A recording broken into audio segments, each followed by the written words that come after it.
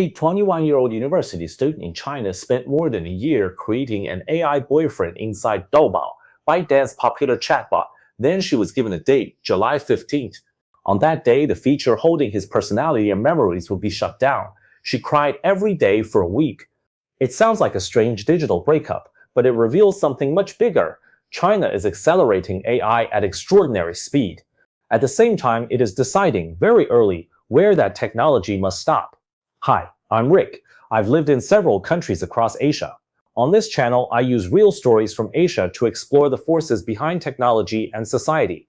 China is not hesitant about AI. It sees AI as infrastructure for the next stage of its economy.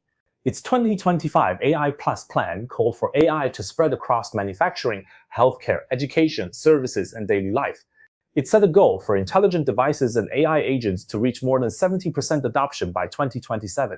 By the end of 2025, China had more than 6,200 AI companies. Its core AI industry was valued at more than 1.2 trillion yuan, or about 174 billion US dollars. The direction is clear. China wants AI deployed at scale, not left inside laboratories. And then comes the boundary. On July 15th, nationwide rules for human-like, emotionally interactive AI took effect. They did not ban adults from using AI companions, but they prohibited virtual romantic or family relationships for minors.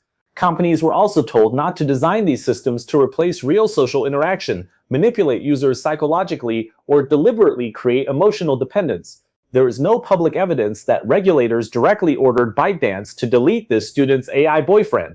ByteDance chose to close the feature as the rules arrived.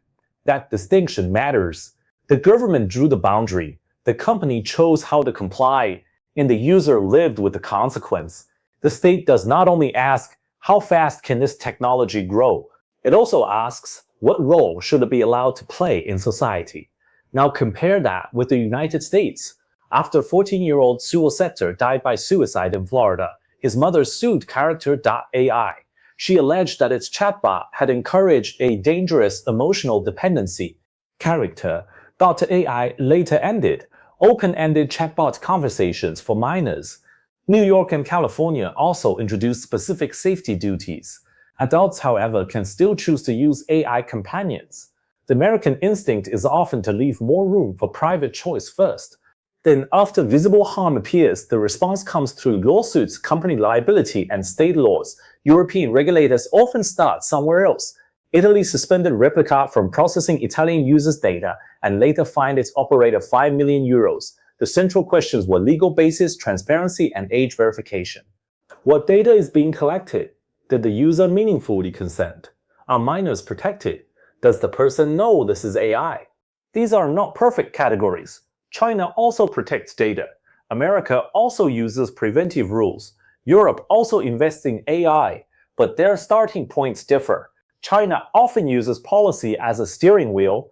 The United States often lets markets move first, with courts acting as a brake. Europe builds guardrails through rights and procedures. Each approach has a trade-off. China can act early and give companies direction, but companies may overcomply and give users little influence. The American model preserves more experimentation and adult choice, but harm can appear before courts and lawmakers catch up. Europe may protect individual rights more carefully, but complex compliance can slow products and raise costs. That is why this young woman's story matters, not because it proves that AI love is good or bad. It matters because AI policy is a mirror. It shows what a society fears, what it protects, and who it trusts to draw the line: the state, the market, the courts, or the individual. The global AI race is not only about building the smartest model, it is also about deciding where AI should be used, what it may influence, and who gets the final say. So when AI begins to shape how we work, learn, make decisions, and form relationships, when should the government step in? Before harm appears? After something goes wrong? Or only when users can no longer protect themselves? Which approach would you trust most? Let me know in the comments. Thanks for watching. If you enjoyed this Asian perspective on technology and society, please subscribe. I'll see you in the next video.